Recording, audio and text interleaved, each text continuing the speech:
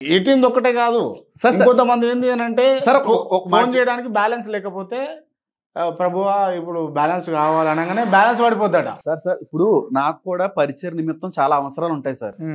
చాలా సార్లు నాకు కూడా డబ్బు అవసరం అనేటువంటిది ఉపయోగపడుతూ ఉంటుంది. నేను తల్లిదండ్రులను అడగను, బంధువులను అడగను. నా వెనకాల నేను ఇది కూడా దాసిందంటే ఏం లేదు, జీరోగానే వచ్చాను దేవుని సేవలోకి, జీరోగానే వెళ్ళిపోవాలి ఈ ఆలోచనతో. మీటింగ్స్కి వెళ్తా ఉంటాను ఎక్కడ పడితే అక్కడికి, ఆ దేవుని పేరట ఇస్తూ ఉంటారు. దైవ సంబంధమైన పనుల కొరకు నేను వాడుతూ ఉంటాను.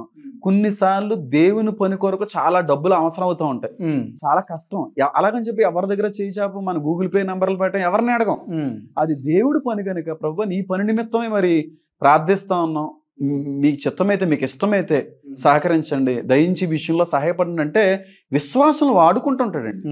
అనుకోని విధంగా కొంతమంది ప్రేరేపించబడి ఇది దేవుని కొరకు ఉపయోగించండి, దేవుని కొరకు ఉపయోగించండి, దేవుని నిమిత్తం ఉంచండి అని చెప్పి చాలా ఆశ్చర్యకరమైనటువంటి రీతిలో ఇచ్చిన వాళ్ళు చాలా మంది ఉన్నారు. అలాంటి నిజమైన సాక్ష్యాలు నా జీవితంలో కూడా చాలా ఉన్నాయి. కానీ అన్నీ ఇలా జరుగుతాయి అని నేను నమ్మట్లేదు.